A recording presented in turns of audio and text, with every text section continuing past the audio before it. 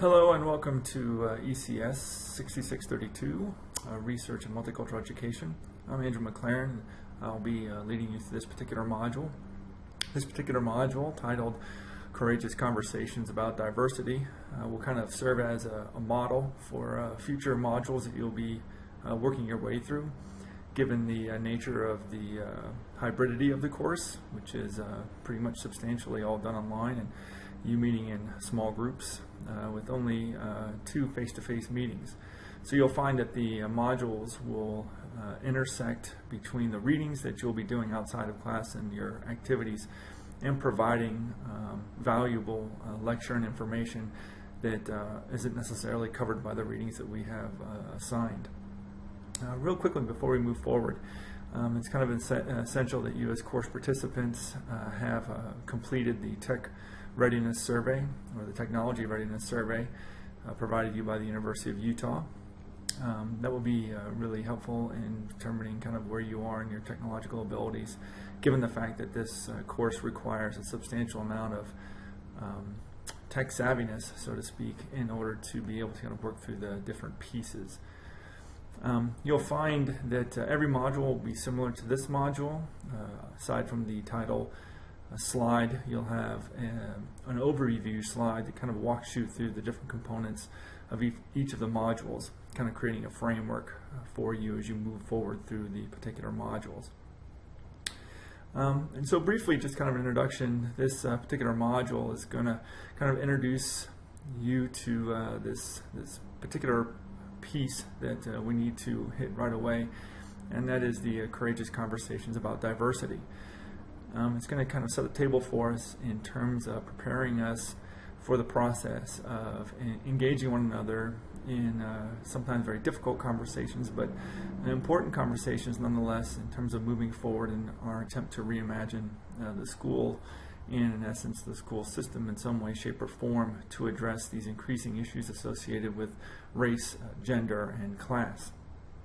And so as you move into the next slide of this particular module, you'll find the overview for the module, and following with that will be several mini lectures to kind of get you keyed in on the elements necessary for kind of our first face-to-face meeting, and in preparation for kind of working within the groups that you're going to be working in for the remainder of this course.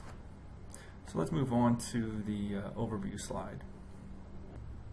All right, moving forward, we're going to do a brief overview of the lecture that this particular module will engage in. And we'll have 3 key elements, but basically of those elements we're focusing on 2 major issues.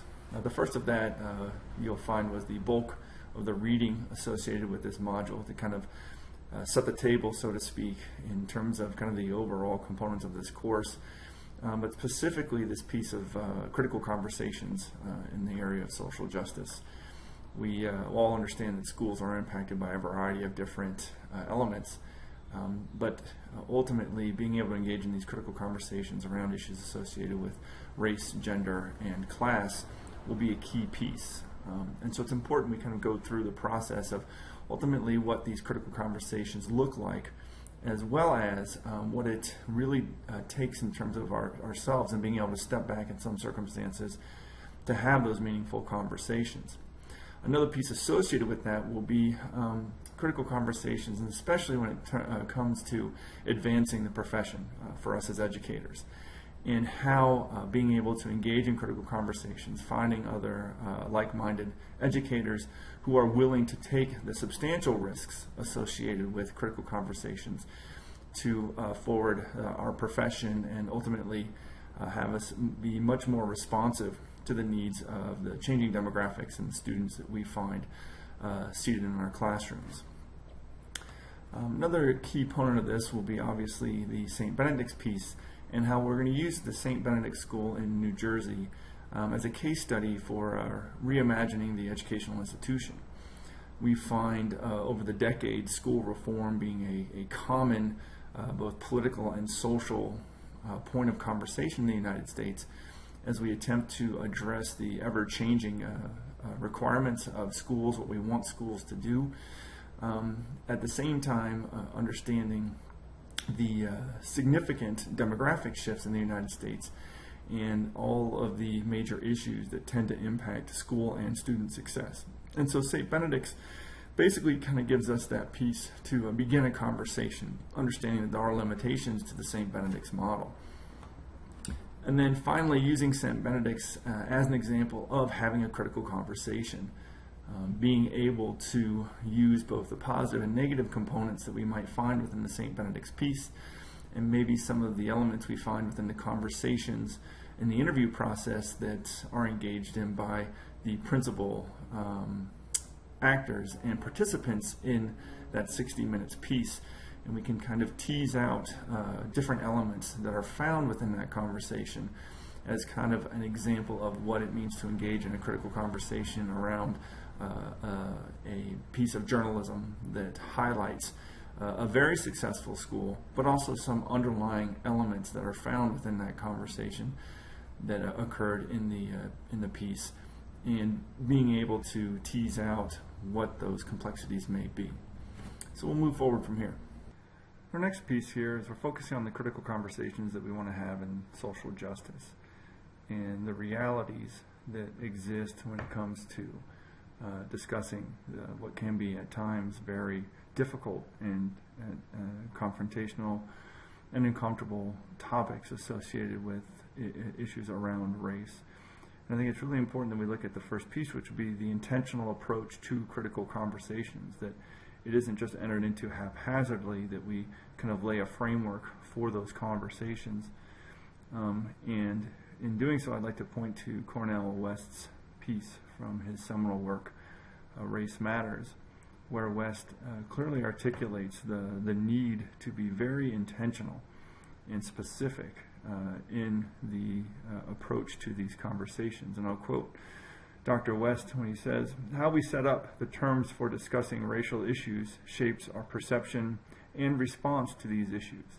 West clearly articulating there that we have to approach it in a very intentional way with clear understanding of rules and what the goals are of those conversations.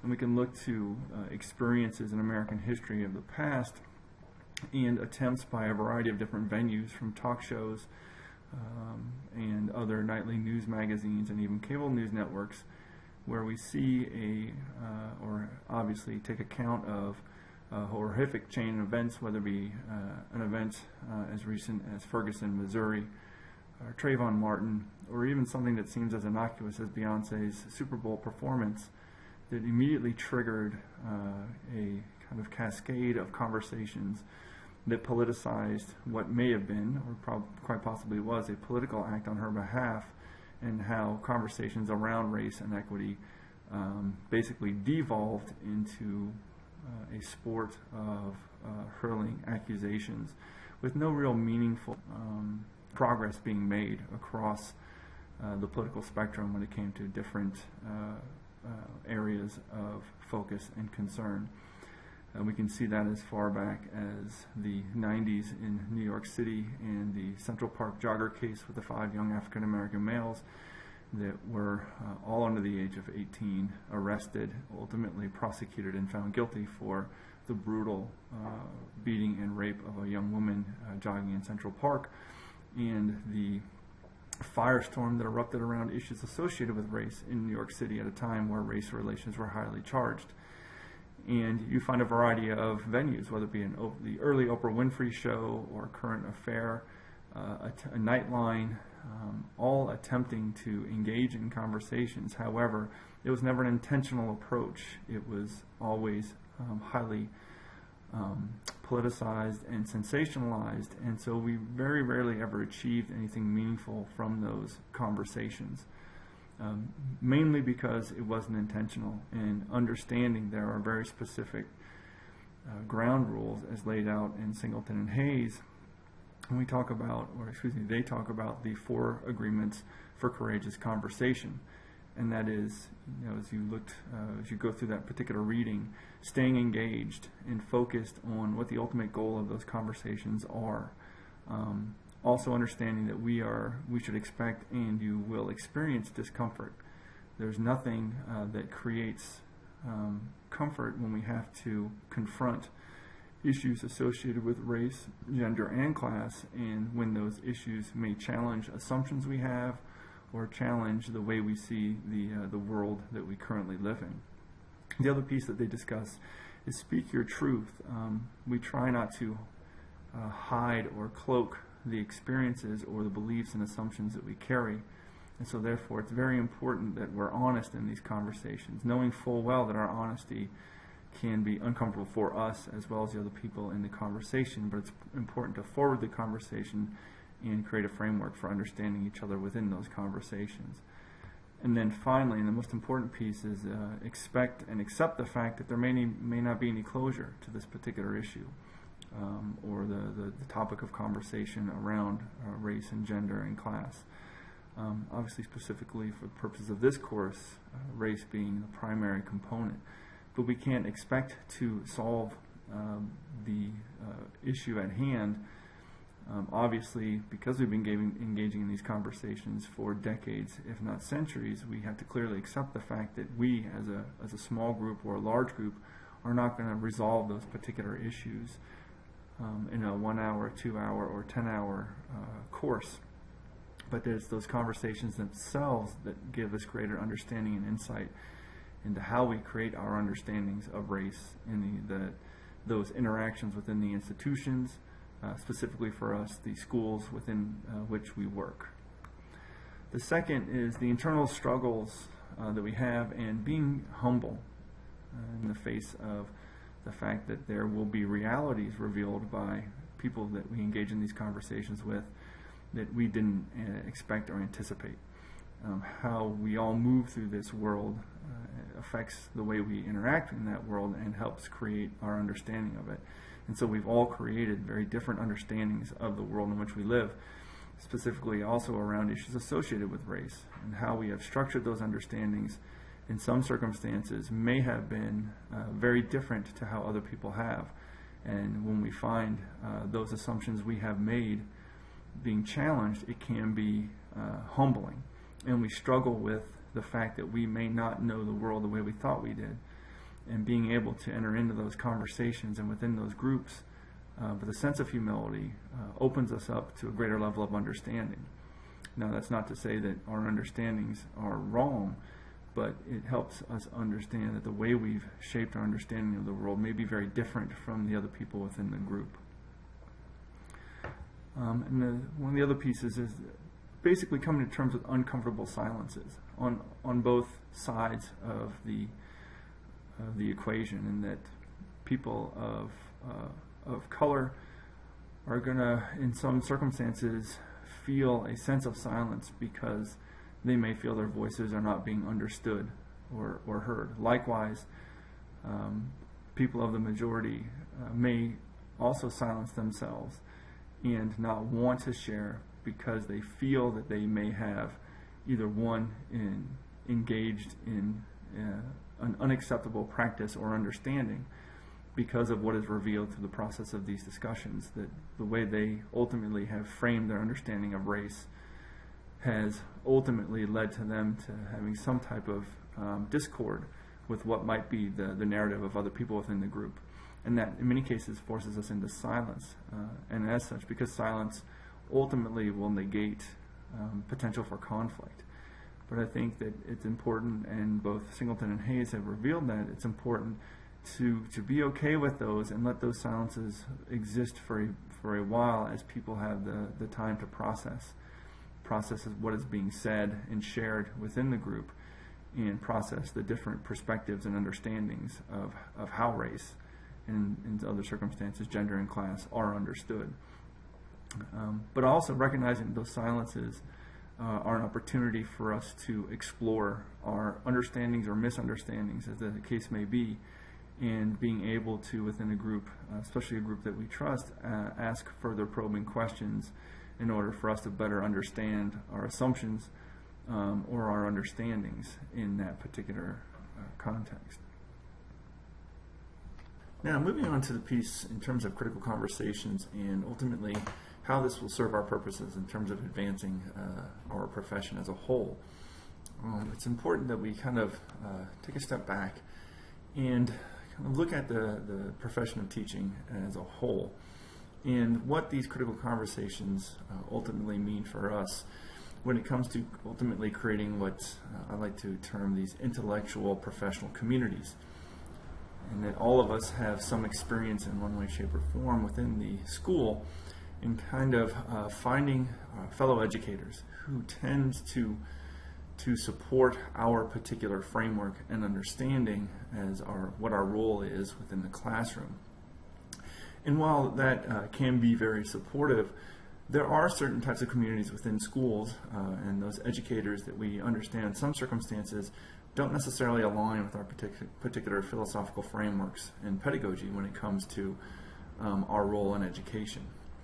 And in many cases, it's those types of critical conversations that we engage in as we find educators that seem to be like-minded, and we probe the perimeter of their particular pedagogies and their philosophical frameworks, eventually finding those individuals, we would hope, where we can really take the type of risks that we previously discussed in the piece on critical conversations, to have meaningful conversations about issues present in our particular classroom, in our particular school, and potentially in our particular community, and ultimately using those conversations to be a springboard to ultimately inform the type of educational communities we want to have within our school. And by doing or engaging in these conversations, they ultimately we can create a support network of not only like-minded individuals, because obviously we should understand that these critical conversations are not engaged in order to find consensus, but in that space of feeling safe and being able to really work through, in some circumstances, very difficult and challenging issues along race, culture, and class, we ultimately can support each other, and we tend to create an environment where we can raise the bar and really get at specific issues that maybe, and this might not be intentional, that our administration, department chairs, or even our school district might not necessarily be completely in tune to, simply because of the realities of politics and communities outside the school that tend to use a very broad focus in an attempt to reform the school or address particular issues. And why this is important in terms of the profession is we really step beyond just the kind of teacher workroom or teacher break room conversations about pedagogy or lesson plans. It becomes a much greater philosophical conversation, but it's embedded within the very school that we work. And in many cases can become directed in a form of action within our classrooms, our hallways, and our school. What kind of dovetails in with that particular piece on these intellectual professional communities, we also see these critical conversations ultimately playing a part of advancing our particular profession, in that we really become much more philosophical practitioners when it comes to our particular pedagogy in the classroom. Now, we all tend to understand that we are very skilled in terms of structuring and creating the lesson plans that we use and the overall educational foundations for why we do what we do within the classroom. However, it is believed, and I tend to be one of the particular individuals that believes this, that through this process of engaging in these conversations, we tend to broaden the understanding of what factors go into our particular practices within the classroom, and ultimately branching out above and beyond what are the traditional classroom practices and frameworks for how we structure our particular lesson plans and our lesson plan designs. And that engaging in these conversations, we find that these greater pieces associated with social justice find a way to not influence, but be taken into consideration in terms of how we structure our overall pedagogies. And being able to then, going back to the previous piece on these professional communities that we're a part of, we can be much more reflective and share those particular experiences and concerns that we have in terms of what we may or may not be doing within our classroom, and those concerns. In some circumstances, I find as a practitioner that I may be doing harm. One of my biggest concerns has always been if I am silencing particular communities within my classroom, or not understanding or seeing an entire component of a student's particular set of circumstances. And having those particular communities that I feel safe in and that I can ultimately turn to in an attempt to create even greater insight and understanding, and obviously being able to share my successes, but particularly my failures or perceived failures, is essential. And that it only comes about as a result of engaging in critical conversations, taking those particular risks, and identifying individuals within my professional community at my school, or in some cases even at adjacent schools within my district or even outside of my district. It tends to lend itself to the educator, I feel, being much more philosophical in terms of how they apply a particular set of classroom practices and the overall kind of pedagogy of their classroom.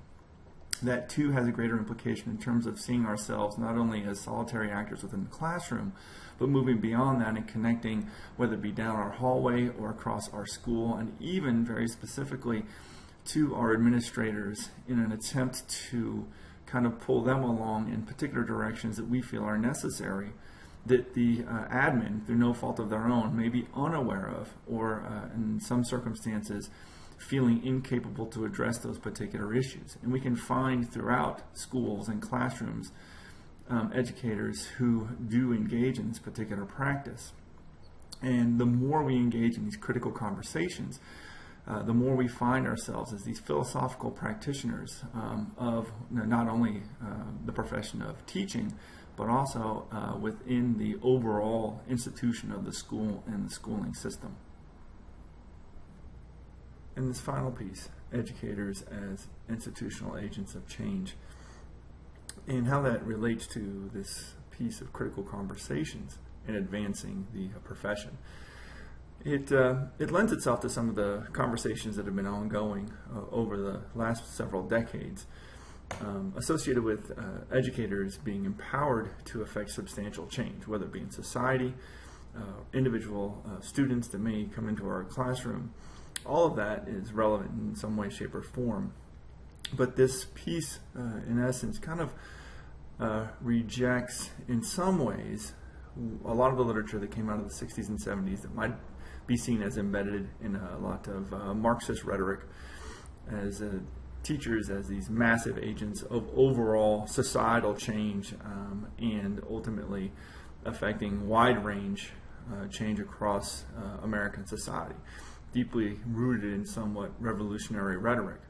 I think it's more important that we look at this in the standpoint of the critical conversations ultimately allowing us as educators, going back to the first point, as intellectual professional communities, to ultimately bind together along those ideological lines that we find ourselves in agreement with, or at least not necessarily agreeing to particular aspects, but agreeing that some type of course of action needs to be taken to address specific concerns that we may see within our classrooms, our hallways, or our particular institution.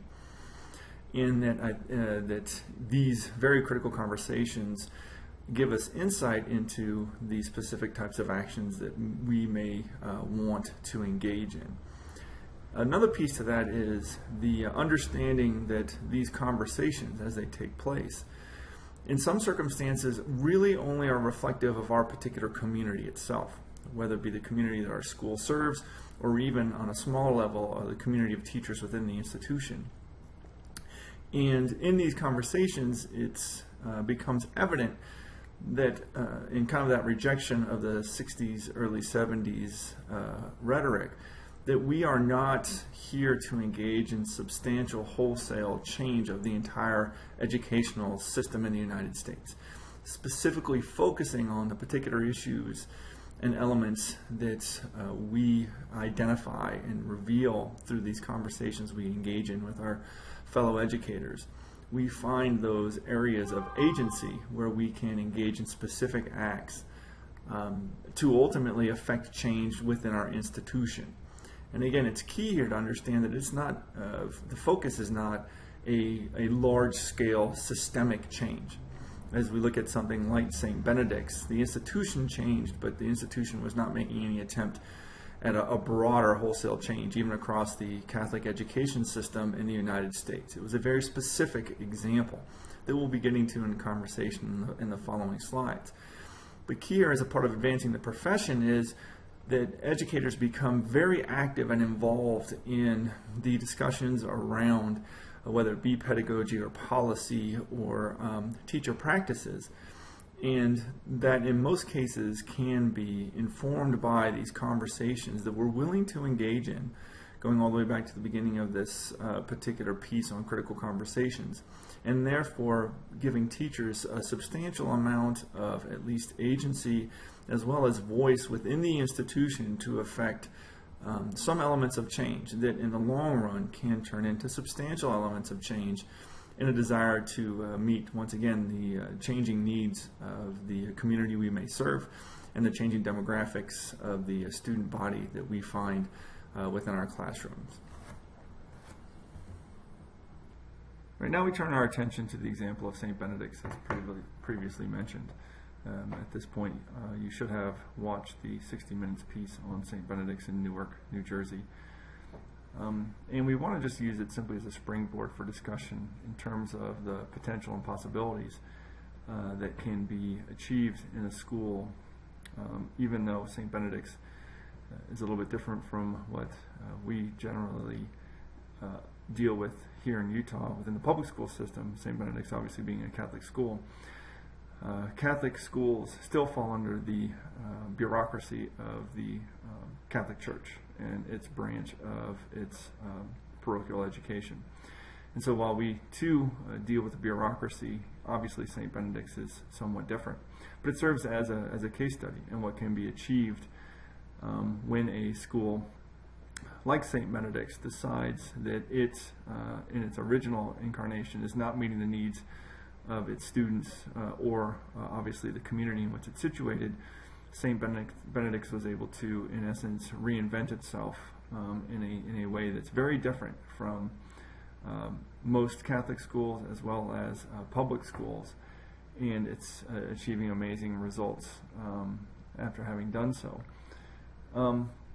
One thing to keep in mind, obviously, that for us, schools are state institutions, that we in public schools are beholden to tax dollars, state legislatures, in some cases very substantial bureaucracies in some of the larger school districts like Granite, Jordan, and Salt Lake District, and Developing District in Davis. We ultimately realize that that may have restrictive components to it. That nonetheless doesn't mean that we can't engage in substantial reform in some way, shape, or form within those hierarchies, and specifically those bureaucracies. It's important to kind of draw our attention to the fact that St. Benedict's had reached rock bottom with its closure as a result of, the decision to close the school as a result of the riots in Newark in the 60s. And it should be noted that that rock bottom status with declining enrollments because the school no longer met the needs of the community. The changing demographics of Newark ultimately changed the overall mission of the school, and when it was relaunched very different from what it had been before. And we really should ask ourselves, what could ultimately be achieved within the bureaucracies that we deal with, knowing full well that those bureaucracies aren't necessarily going to let us hit rock bottom. They're not going to watch a school dwindle and diminish until its enrollment drops to a point where the school has to be closed. And so districts obviously have an investment in that school, but the one thing that we should consider within public education is what we can achieve regardless of these substantial bureaucracies, in the same way that St. Benedict's is achieving success, as well as many other models that we could find across the United States of very successful school reform movements. I think the final piece is understanding the restrictive nature of school reform. We do compete with different conceptions of what schools should be doing for our students, what we as educators should be doing within our classroom. And as such, what we might want to do could ultimately be stymied by other forces. That doesn't, however, mean we don't attempt to engage in those types of reforms. And then there's a lot to be said for ultimately making those attempts, knowing that it may not work the way that we want it to work, but that doesn't necessarily mean we abandon the entire process. But it is very important to note that we, in many cases, may encounter significant roadblocks to achieving the results. And finally, especially with St. Benedict's, it's vitally important to note that St. Benedict's reopened in 1972. This news piece on 60 Minutes was 2016. And so we generally can assume that St. Benedict's did not achieve immediate results like we're seeing today at St. Benedict's. And what that does to us, for us, is inform our understanding that the reform that we may engage in may not have significant payoffs until several years down the road. And I think that one of the most frustrating components of school reform is a desire on behalf of many people, whether it be teachers, administrators, or superintendents attempting to reform, who want to see immediate results, as opposed to really understanding that systemic change is going to be long-term. And we're going to have to be willing to entrench and work to see that reform achieved, and not expect that in 3 years we're going to have a substantial shift in positive graduation rates and or test scores. And so that ultimately we need to kind of keep that in mind as we look to move forward with any type of school reform. And then finally, using St. Benedict's as a point of departure from traditional paradigms. They've obviously shifted entirely their focus of the school, but also maintaining some very standard practices. But again, the point here is to use St. Benedict's as a point from which we can then move forward and discuss what can be achieved within the public school systems that we may be working within and teaching in.